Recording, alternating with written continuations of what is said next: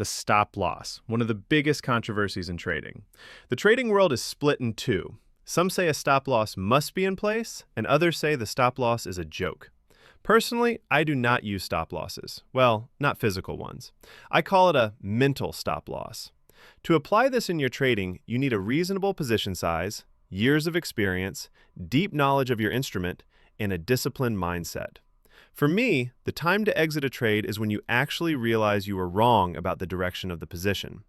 When you trade with a reasonable position size, you are more flexible. You aren't heavily affected by large volatility because you know your goal and these are just temporary waves.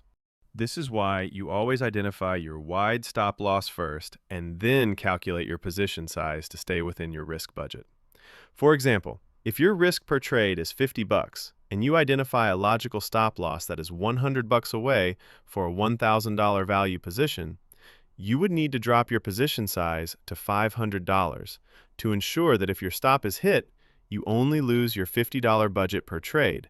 So position size must be adjusted every single trade according to stop loss.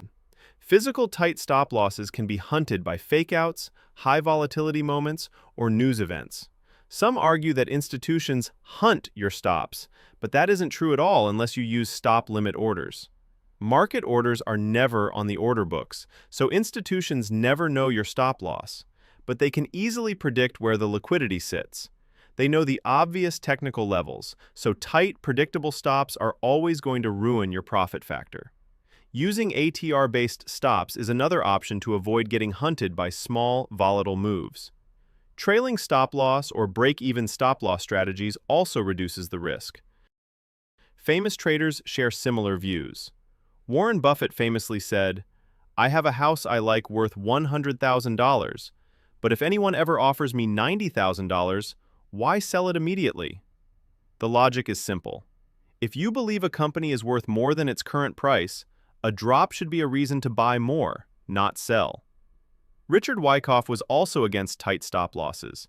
He believed correct position size is a must, and volatility will always eat your tight stop. He taught to only sell when there is an actual invalidation in your position's direction. Stanley Druckenmiller says, "I've never used a stop loss. Not once.